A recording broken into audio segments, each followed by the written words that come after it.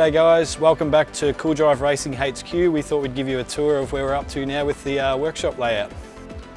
Starting from a blank sheet of paper, we had the opportunity to do anything that we wanted. So we started with the car bays being the heart of the workshop, and anything from here is within very close walking distance that we need to get to. So we took inspiration from F1 and some World Rally teams, and this is a layout that we decided on. So although Cool Drive's got a huge manufacturing ability off-site, we needed to be able to have control of our own destiny a little bit, and we've set up our own fab shop in-house so we can turn parts around much quicker by making them here ourselves. So the other thing that we've bought on site is the ability to do all our own stickers. So we have our sign shop here that does all the stickers in-house.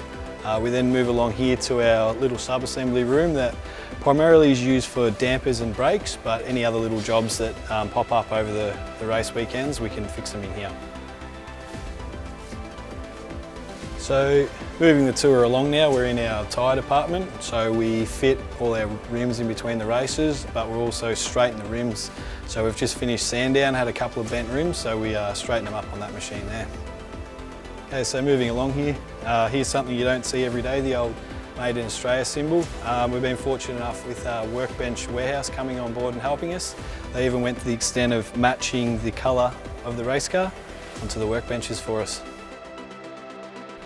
Okay guys, so here we are in the engineering office. So myself, Jaden and Mirko all work out of here. Majority of the time we spend analysing data from the race weekend and also the next race weekend.